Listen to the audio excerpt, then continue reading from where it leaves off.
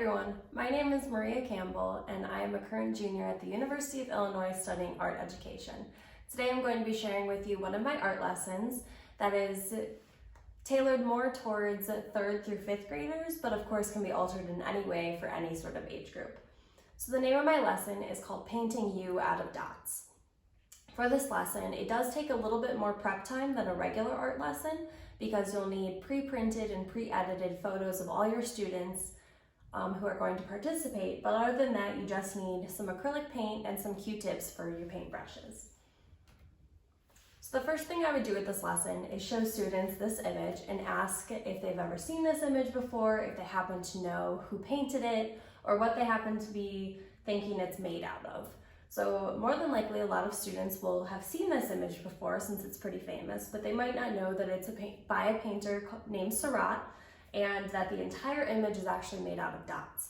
The image itself is really large, and seen on a screen here, that can be really hard to see, but in reality, this entire painting was painted out of just little dots. Some other artist examples that I would include in this lesson would be Pablo Picasso and Vic Muniz. I would include Picasso because, as you can see here, he does a lot of abstract work with his self-portraits. So he also uses the Cubist style, which he's pretty famous for. And so as you can see, these straight lines that he uses in his face aren't actually there because the face itself doesn't have any straight lines. So that can be a really good example for showing kids how to abstract themselves in a self-portrait. I would also include Vic Muniz, who is a contemporary artist from Brazil.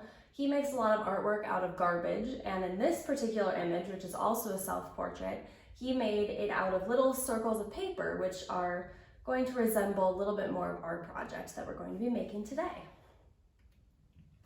So, like I said before, the prep time for this one might be a little bit more because, as you can see, I took an image of myself and brought it into Photoshop and kind of stripped it of the colors and all the values of it and basically just left it like a cartoon style line drawing so that once printed out, it's easy to paint over and not have to focus on it being super realistic. So I would then go into the actual project time of making the portraits. So the materials, all the students will get their own portrait of themselves that we would have taken earlier. And then they should also get some paint and some Q-tips as a paintbrush. So now I will show you my teacher example.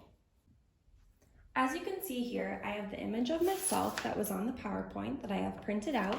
I have some paint and I have my Q-tips. And all I'm going to do is have the students dip the Q-tips into the paint. Of course, you want to encourage them to mix some of the colors and then just apply the paint onto your face with little dots, just like that.